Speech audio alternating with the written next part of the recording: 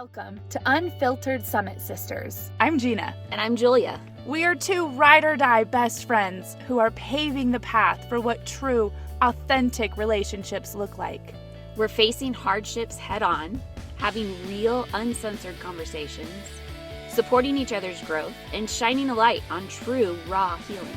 We are navigating the world the best we know how. Having a hell of a time doing it. Laughing every step of the way. Through the rain and sunshine. This is Canyon Culture.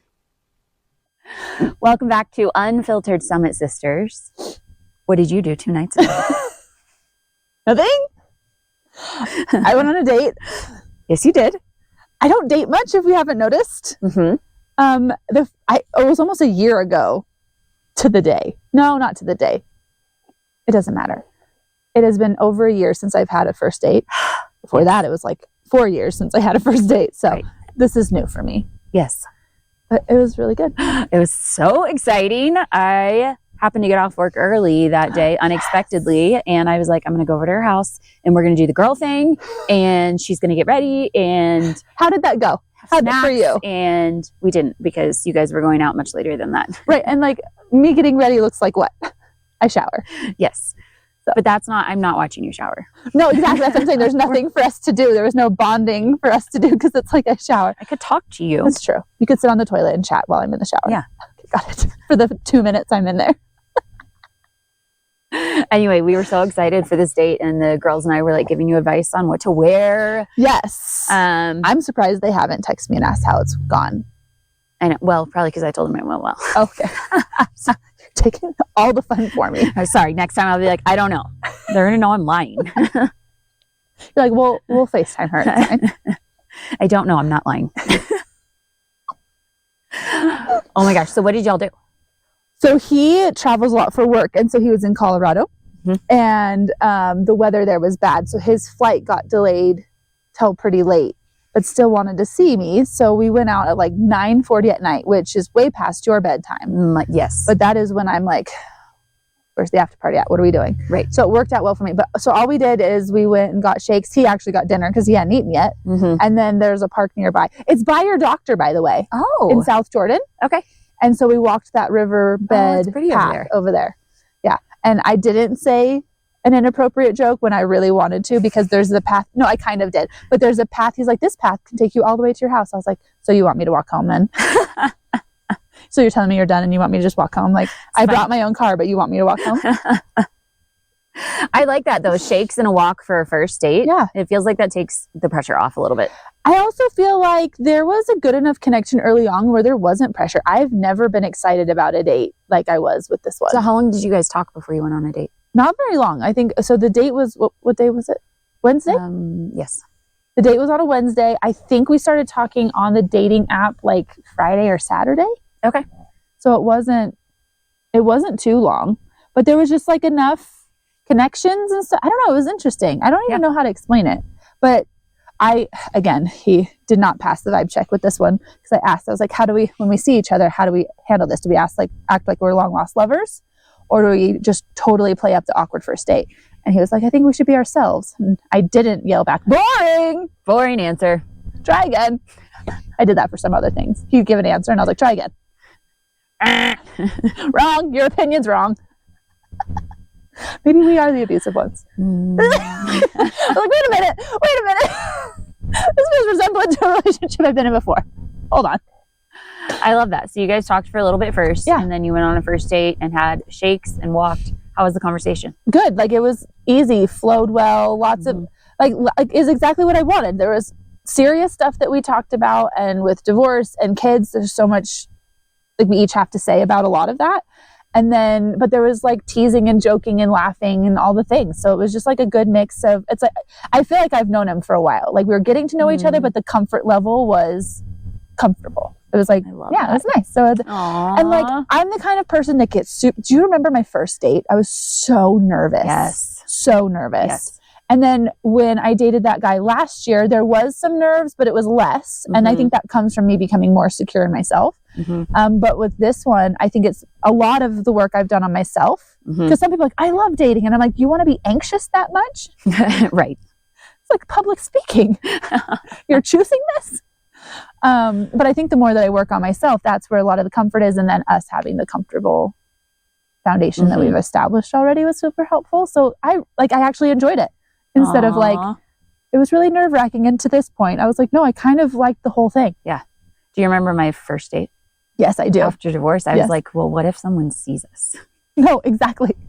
Right. Well, it was a lot I was closer. like, Julia, you're divorced. You've been divorced Right. for a significant amount of time. That's so funny. Well, we were in our neck of the woods, so no one could see us. So it was fine. Right. And it was like 11 and 12 at night in the woods. Not the woods, but the riverbed. So we saw nobody. Yeah. It was perfect. Oh, I'm glad you guys had a good first date. That's awesome. Yeah, it's good.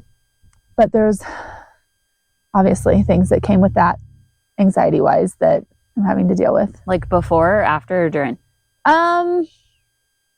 Yes. All of the above. And it's all my stuff, right? Like the interaction with him is great, but and we talk about this a lot. We will take every opportunity we can to grow and heal. So it's not like I'm bummed that it happened. It's always good to recognize and realize the growth. Yeah. And so there was a moment where we were still trying to figure out where we aligned with things, with foundational things, right? Like if his favorite color is purple, I'm going to still go out with him, even though I don't like purple. Right. But if we have different values, like that may be a waste of both of our time. Right. So as we were trying to figure out, we had some things that didn't 100% align up. They weren't far off, but it was like, I'm not sure where we're at with this. And I was kind of starting to overthink that. And it was starting to be like, I don't know, like I was just getting anxious about it. And I could feel it like building up and I started to spiral. And then I was like, I should text him and ask. And I'm like, this is so early to have a conversation about a foundational relationship thing. We haven't even gone on a first date yet. So I felt silly with that. But I also value my time. Right. And I want to be respectful of his time. And we're both, he's in his early 40s. I'm in my late 30s. Like I don't want to waste time. Right. With dates. Like I'm not in my 20s where it's just fun to date. I'm not here to date for fun because it's not fun. There's a lot of anxiety for me, right? It used to be, at least. So I decided to send the text message, and I was going to text you and be like, should I send this? And I was like, stop overthinking. And I just started kind of almost coaching myself, which was really interesting. That's a new thing for me. So I started coaching myself, and I was like, you get to take up space. If you're feeling anxious, you get to ask for this. And that gets to be what it is. This is who you are. You may not like the part of you that is having this anxiety or having these questions or overthinking this, but that's who you are. And as you're healing it, it's still who you are. Absolutely. And I kept saying in my head, what's meant for you will come. So if that was too much for him, then he just goes, yeah, this is too much for me. And then we don't waste our time at the date. And there's nothing wrong with that. But at the same time, I was like, that's not a reflection on your value. Right. So I'm coaching myself through all of this. On either of you, right? That you're both still great people. You just may not be compatible. But I'm also coaching myself through the fact that I'm having this overthinking moment. Yeah. And going, that is part of who you are. Whether you like it or not, it is part of who you are. And whoever you're with, for however long you're with them, it's who you are. And you get to take up space. So I sent the text message just kind of asking, like, with this being different between you and I, is that like, are you just here for a good time? Or is this something that you think we could work through if this is long term? And I even prefaced, I was like, I know it's really early for this, but I think as adults and dating, especially, we've been married, we've been divorced, we are not 20 anymore. We're not spring chickens. I like being that upfront with it. Yeah. Right. And you've seen on people's dating profiles, they'll put just looking for a good time, or like, I like that I like when people are upfront about it, especially at our age. Yeah. I agree. And that was the intention. The hard part is when it's over text message, sometimes it can get portrayed different. And so I started spiraling in that direction where I was just like, what if he takes it the wrong way? What if this, that, and the other thing? And that's when the idea of my person is going to take on me. Yes. And this is me. So I don't want to sit there and take every thought that I have that is over an overthinking thought and dump it on him, but work through the ones that I'm going, no, I need to work through this one. This one's not going away on my own. This is not my insecurity or my anxiety. This is a real thing that I'm worried about. And so I sent it and he responded well, like he took it well. And it was just one of those moments where I was like, I get to take up space. My anxiety, my overthinking, my whatever you want to call it, gets to take up space because it is part of who I am. Mm-hmm. And I don't love it and I can work on it. But until then, I need the reassurance and I get to ask for that reassurance. And I think that's a good lesson to be learned with a relationship, with a friendship, with a coworker. It doesn't matter where. If we're working on it, like take up that space. Right. So I stopped worrying about it because I figured out where his head's at. I asked, I was like, where's your head at? Because again, we're later on in life. We both have kids. Like there's no point in wasting time. Mm-hmm. But it was very uncomfortable for a while. But I'm so proud of myself for doing it. And it was a good like self-love exercise for me. And it turned out well. And that's where growth comes from. Exactly. Being uncomfortable. And I think that's what I've been learning is just because it's uncomfortable doesn't mean it's bad. In fact, most of the uncomfortable things are good. I did. You did it. I'm so big. I know. So do we get like a sticker or a cookie? It's part of our badge. Remember our Girl Scout sash? Yes. I get that sash now. Or I get that badge. I'd really like to see this come to fruition because I could use it on hard days. Right? Just take a look at where we're going to wear it. Because if we do, remember we talked about our tattoos, we're going to end up covered if our tattoos all mean something like that. So we need to get the sash so we're not from head to toe covered in right? things we've overcome. But yeah. Yay, I'm so excited. I always love when I have experiences that have growth outside of like what the intention was. Right? The intention is to have a first date, but I got to have this really cool self-improvement moment for me. Aww. And I loved it. It was such a neat experience. That's awesome. I'm excited for you. So is there going to be a second date? I think so. I say I think so. I say I think so because there hasn't been a time set up. But the talk very much sounds like there's a second date. Yes. Yes. It went well. It was fun. It was a good time. And it was it was different. Like that's the thing. The date felt different than other dates or other people I've talked to. Because I will say in the last year, I have been more active in the dating world compared to I was before. Right. Meaning other people may look at my dating life and they're going, you've done nothing. But for me, I've done a lot in the last 12 months. And this definitely feels very, very different. So I'm really excited to see where it goes. Yay. I'm trying to stay present. I'm trying to stay in the moment but it's been 2 days. I'm super excited though. Like, because, Doc Hayden always says life is meant to be experienced, not controlled. And it's my favorite quote of his. Today, you have a boy that likes you and you like him and you guys have gone on a date and you're talking and it's so fun. So fun. This is way funner than when we were 20. Well, we were already married at that age, so I was like, this is way funner than when we were dating at 16. Okay, so I've been kind of in a negative. I've had a really hard last couple months, and there's been a lot of negative talk and like, oh, being single this age sucks. And I forgot that being single at this age has a lot of perks because I know who I am way more. Absolutely. And I know what I want way more, which means when I find something compatible with that, the excitement is way more. Yes. And it means so much more. But when you're a baby, not a baby, but a 19-year-old little sprout. Right. You're like, there's know nothing. You know nothing. And you and your partner have this beautiful moment of growing up together, which I think is beautiful. But we get to experience something that a lot of the people in our lives will never get to experience, which is finding somebody who matches who we are as grown adults. Thank you, Jesus. There is a positive to our situation. Yeah. We're going to take it. Yeah. So it's, that feeling is a new one for me. And it is exciting. And it does feel good to be like, okay, so I like me who I am, right? Like that was a big road. And then recognizing that I have this beautiful tribe of people who like me for who I am. And now I'm getting to experience a man who likes me for who I am. And that's going to be a whole new road. And I don't know how long the road's going to last, but I want to enjoy every second of it. So we're going to try and keep those our traumas of our past in the past. Yeah. So we can live in the moment and not just wait for him to like all of a sudden flip a switch and turn into this crazy narcissist too. Never mind. We're not going there, right? We're not going there. We're not going there. Rewind. No, but I think off the record. But right before we hit record, you were talking about how like I had made a joke and you're like, does he know what he's getting into when it comes to this? And I was like, no. And you're like, okay, well, my boyfriend can help him through this. Yes. I could just see them making eye contact from across the room. And my boyfriend's like, it's okay. It's fine. Just his eyes are like saucers and your boyfriend's let him like, get it out. give it 2 minutes, it'll pass. But my favorite was last night, or whatever. No, the night of the date. Yeah. I wanted to ask this boy a question, and you were over, and I was like, call your boyfriend, let's ask him. And so we call it. You're like, hi.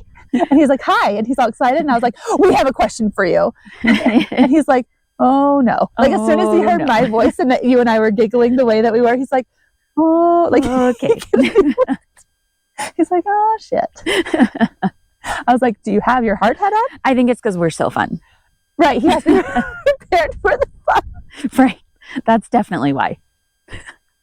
Okay, so I wasn't going to talk about like details of the dating thing because I didn't want to, like, I don't think jinxing it is a thing. No. But I also kind of like the idea of having the record of these things. So this is something I do want to say about this boy. What I like about this boy is the compliments that I'm getting from him are not. We call him a boy. I like that we call them boys, and these men are in their 30s and 40s. They are. But it is. We call them, until you have earned a place, you are the boy. I think it's always going to be a boy to me. Well, they do act like boys. Right. Just don't call me a boy. It's fine. Right. Our humor is boy-like. Anyway, so the compliments and the things that he was discovering about me on the date are compliments I've never had before, but things that match the things that I like about me. So he said that he's like, you have a fun, kind heart. And I was like, oh my gosh, thank you. Hot. Why? That is like... Wind? Right, like it's one thing to be like, hey, your ass looks great in that pants, which don't get me wrong, I will take that compliment every freaking day. But these things that are like who I am, like I could lose my ass and I'm still the person that I am. Right. That's just my vessel, my body that holds my heart. Vessel to something. Happiness and joy. Yes, but I get what you're saying. It's different when you're connecting with another human and your souls. Yeah. Start connecting and you're like, you see me? You see that? I like your soul.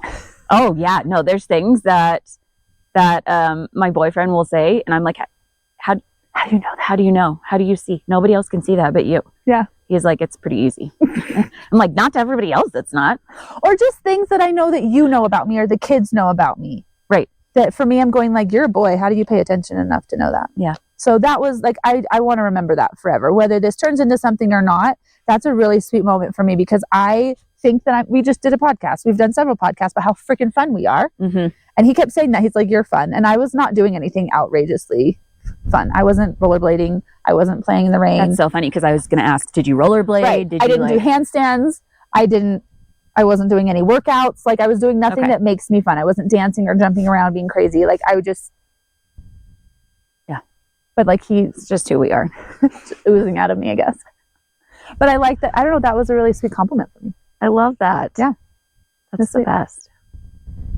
Some of my favorite parts about this whole experience so far, because, we experience things together, have been the excitement for the first date, the figuring out what to wear.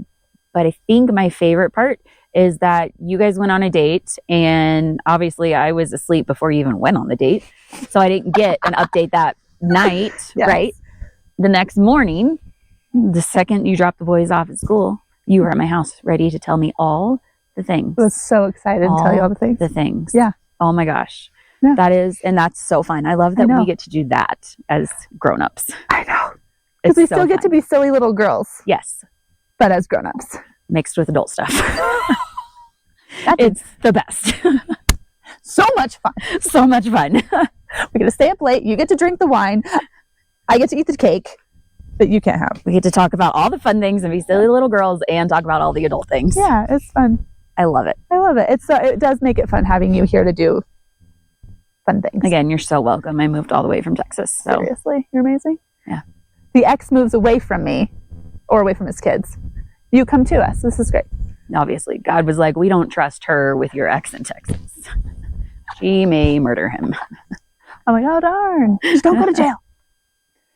Anyway, I'm super loving the whole experience for lots and lots of reasons, but I really did enjoy that personal growth moment. And I want to remember that and carry it through any relationship I have. Mm-hmm. And just make sure that I remember I get to take up space because I think I typically want to play small and be quiet to make sure that he likes me instead of going, no, this is who I am. I get anxious and I get and I get overthinking. And if I can bring something and settle that, I would really love to do that. Mm-hmm. And if you can hold that space for me, that'd be great. So I already broke that in before I met him. I love that so much. I was my authentic self this morning. Okay. My boyfriend was, you're already laughing because my boyfriend was over and he had to go to work. And so he gives me this huge hug. And I decide like, I'm just going to hold on to the hug until he thinks that he stops or he thinks it's uncomfortable, or like, I'm just going to see how long it takes. Because he was also like kind of in a rush to get out the door. Right. Yeah. So I'm just holding on and I can just feel him be like, and I was like, do you feel it? He's like, what? I was like, my love. All aggressive. Yeah. He was like, yep, I feel it. And so I hold him longer and we start laughing and I kiss him and he starts walking out the door. I'm like, did you get enough? He's like, what? I was like, did you get enough love from the hug for the whole day? Or do we need to do it again?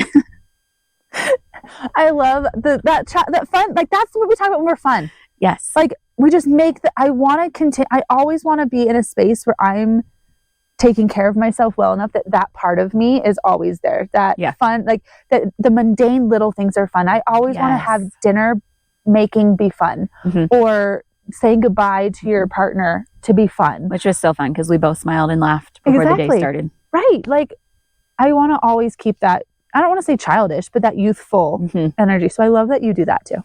So cute. It was so fun. I am so freaking grateful that I was brave enough to go on a first date. And I am grateful that I got to experience it with you and your girls. And I do say, like, when we say pick out the outfit, it's like which leggings and which t-shirt. It wasn't like, it's true. There was nothing fancy. And which set of Converse. Like, there was nothing. But that's you. That's you being authentically you. That was my favorite thing that you said, because you didn't join the FaceTime group chat because you were busy. So I just sent you a video of what I was wearing. I was having an anxiety attack crying on the back porch. So I didn't. I love that for you. Thank you. So fun. Sorry. But I love I like what you say. Like, when you, your response to my video is something that it makes me actually want to cry, because it's like, you know me so well and you love me so purely, and that compliment means so much to me, and it gives me the confidence that I need to go into life. And so what you said was, you're like, I love it, you're beautiful, and it's exactly you. And I love that. Like, that was such a, I don't know, I'm actually tearing up right now. It was like that thing that you said, you're like, it's so you. Because I think I joked about it. I was like, it's a t-shirt. You're like, but that's you. Right. Or is the Converse or whatever. Right. You're like, no, but that's who you are. It just, like, you see me. And I love it. So I'm just like, this was, it has been a dark few months. Yeah. And with work stuff and with this date stuff and the beautiful things that have happened with my kids and with my personal growth this week, like, oh my gosh, have I never needed light before in my life like I did this week. My cup runneth over. I love that so much. I did not think I was going to cry. Mine is not that deep. That's okay. I love that we get to experience this dating thing together. Not together because we're not lesbians and we don't share. But I love that we get to experience all of this together. Each other's dating experiences. Yes. Yeah. It's like, I feel like you and I have always been friends. We've always been sisters, like forever. I forget that there was like the whole first portion of life that we weren't together. Yeah. And so God's like, you guys get to do this again. I'm just glad we're doing the good part together. Yes. I love that we were there for each other during the bad part, Right. but now, like, we're actually present. We'll remember these. Over. Yes. Like, we get to actually remember this. Right. So, right. Okay. I'm excited to hear how the second date goes. If he's real, we'll find out this week. It's definitely real because right. you saw him in person. But it was only one time. And he kissed you. Thank you for listening to this week's episode of Unfiltered Summit Sisters. Come join us on Instagram, Facebook, and TikTok to get a sneak peek into our lives. It's beautiful, chaotic, crazy, and fun. What else would you expect raising 10 kids? All the links you need are in the show notes. See you next week.